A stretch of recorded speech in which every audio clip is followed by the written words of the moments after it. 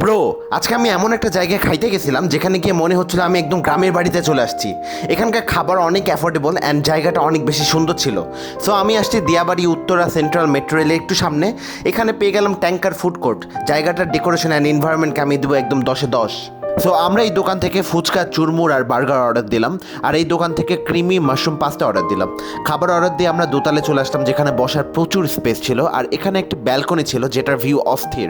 শুরু করি তাদের ফুচকা দিয়ে। এই perfectly well cooked normal phuchka. এরকম নর্মাল ফুচকা আমার বাড়ির আশেপাশে পাওয়াই যায় না আজকাল। Their fillings was spicy and savoury and their পাপু was crunchy, the type of fuchka you die for. And I like their churmur. জিনিসটা দেখতে যদিও চটপটির মতো, কিন্তু মুখে নিলেই বোঝা যায় যে এটি চটপটি না, অন্য কিছু। তাদের পাস্তা আমার আহামরি ভালো লাগেনি, আবার অতটাও খারাপও না। মাশরুমের স্লাইস খুবই কম ছিল, অ্যান্ড পাস্তা সসের জায়গায় এটা সরাসরি মেয়োনিজ ব্যবহার করেছে। সসের সিজনিং আর টেক্সচার খুবই আজব ছিল, খাইতে খুব একটা ভালো লাগছিল না। অ্যান্ড দিস বার্গার ওয়াজ আটার বুলশিট। এটার ব্যাপারে আমি কথাই বলবো না। সো আজকের রিভিউ এতটুকুই।